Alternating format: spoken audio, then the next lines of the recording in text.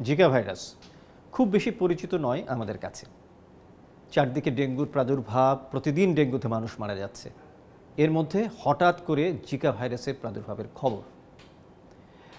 বাংলাদেশে Zika virus একেবারে যে নতুন তা না, কিন্তু অন্তত ৯ বছর পরে জিকা ভাইরাসের আবার নতুন করে প্রাদুর্ভাবের খবর জনস্বাস্থ্যবিদ থেকে শুরু করে চিকিৎসক সবার মধ্যে এক ধরনের শঙ্কা তৈরি করেছে।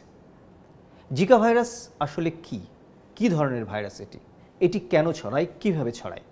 এই প্রশ্নগুলোর উত্তর আমরা খুঁজব এবং এর থেকে নিষ্কৃতির উপায় বা কী। প্রথমেই জিকা ভাইরাসের ধরন এবং জিকা ভাইরাসের প্রাদুর্ভাব নিয়ে জেনে নেই।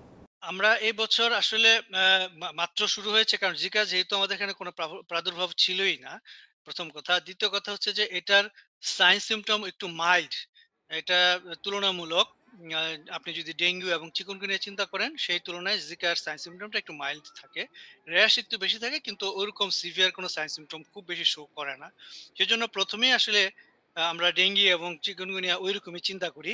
তবে ফরচুনেটলি আমাদের কিছু কিছু জায়গায় একসাথে ৩ টা ভাইরাসই টেস্ট করার সুযোগ থাকে বা আছে আরকি।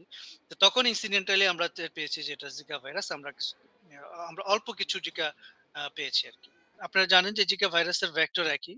যেহেতু ভেক্টরটা আমাদের এখানে এভেইলেবল, অ্যাডিস মসকিটো। জিকা, চিকুনগুনিয়া এবং ডেঙ্গি ৩ টারই একই আপনার আ ভেক্টর। তো পসিবিলিটি থেকেই এবং এই বছর থেকে আমরা আসলে পাওয়া শুরু করেছি। জিকা ভাইরাসের সাইন সিম্পটম তুলনামূলক আপনার ডেঙ্গি বলেন অথবা চিকুনগুনিয়া বলেন, তার থেকে মাইল্ড অথবা মৃদু আকারে হয়। খুব সিভিয়ার সাইন সিম্পটম খুব বেশি হয় না। র্যাশটা একটু বেশি হয়। আমরা জানলাম যে ডেঙ্গু রোগ ছড়ায় যে এডিস মশা, তার যে দুটো ধরন আছে, বিশেষ করে ইজিপ্টাই এবং অ্যালবোপিকটাস, এই দুই ধরনের মশার কারণে জিকা ভাইরাসও ছড়ায় ডেঙ্গুর মতোই। কিন্তু ডেঙ্গুর সঙ্গে এর কিছু ভিন্নতাও আছে। জিকা ভাইরাস নিয়ে ভীতির বেশ কিছু কারণও আছে। কি সেই কারণ? কি রোগ হতে পারে জিকা ভাইরাসের কারণে?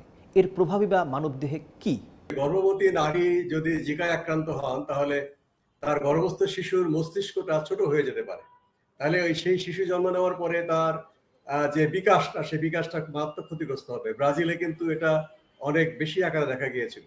কাজেই জিকাতে খুব দ্রুত মৃত্যু না ঘটলেও এভাবে স্নায়বিক রোগ হচ্ছে পুরুষদেরও। চারদিকে ডেঙ্গুর এই প্রকোপ, তার মধ্যে হঠাৎ করে জিকা ভাইরাসের আবির্ভাব, এটা কিন্তু জনস্বাস্থ্যবিদ, চিকিৎসক সহ সবাইকে অনেক ভাবাচ্ছে এই কারণে যে জিকা ভাইরাসের যে মূল কারণ, অর্থাৎ এডিস মশার বিস্তৃতি, তা কিন্তু একেবারেই যায়নি, বরং দিনকে দিন তা বেড়ে যাচ্ছে। যে কোনো একটা ডিজিজ একটা দেশে যখন প্রথম ধরা পড়ে, তখন কিন্তু আসলে ওই দেশের সমস্ত লোকই এই রোগে আক্রান্ত হওয়ার একটা সুযোগ থাকে। মানে তাদের বিরুদ্ধে ওই রোগের এগেইনস্ট এ কোনো প্রতিরোধ ক্ষমতা থাকে না। যেমন ধরেন, আমরা যদি চিকুনগুনিয়ার কথা বলি, এই বছর যদি ঢাকা শহরের বেশিরভাগ লোক আক্রান্ত হয়ে যায়, তাহলে পরের বছর এটা দিয়ে আক্রান্ত হওয়ার সম্ভাবনা কম থাকবে। কারণ হচ্ছে যে বেশিরভাগই লোক আক্রান্ত হয়ে গিয়েছে এবং তার এগেইনস্ট রোগ প্রতিরোধ ক্ষমতা তৈরি হয়ে গিয়েছে। কিন্তু জিকা ভাইরাস যেহেতু আমাদের দেশে নতুন, আমরা নতুন করে পাচ্ছি। তো কাজেই অনেক বেশি লোক আক্রান্ত হওয়ার সম্ভাবনা তো থেকেই যায়। তবে এটাও ঠিক, জিকা ভাইরাসে কি পরিমাণ লোক আক্রান্ত আগে হয়েছে সেটাও তো আমরা জানি না। আমরা যেহেতু বলেছি যে জিকা ভাইরাস নিয়ে আমরা আমরা আমরা ভাবিনি যে এটা জিকা ভাইরাস। তাহলে জিকা ভাইরাসের টেস্টই আমরা করিনি। তো সেজন্য কোনটাই বলা যাবে না। এটা হওয়ার সম্ভাবনা যেমন আছে অনেক বেশি, আবার হবেই এমনও কোনো গ্যারান্টি দেওয়া যাচ্ছে না। ডেঙ্গু প্রতিরোধে যেই ব্যবস্থা, জিকারও সে একই ব্যবস্থা। এবং আরেকটা হচ্ছে যে সার্ভেলেন্স যদি আমরা করি, তাহলে জিকার সংক্রমণ কোথায় বেশি আছে সেখানে আমাদের বাড়ি বাড়ি গিয়ে আমরা পরীক্ষা করতে পারি। যদি কেউ রোগী অসুস্থ থাকে, ৩টে পরীক্ষাই করতে হবে, ডেঙ্গি, চিকুনগুনিয়া এবং জিকা।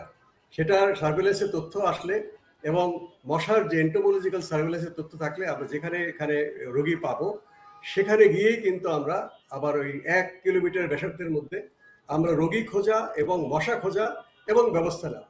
তাহলে আমরা জিকা, চিকুনগুনিয়া, ডেঙ্গি একসাথেই আমরা মোকাবেলা করতে পারবো। জিকার জন্য আলাদা কোনো বিষয় নেই। অনেক জনস্বাস্থ্যবিদ মনে করছেন আগামীতে জিকা ভাইরাস মারাত্মক রূপ নিতে পারে।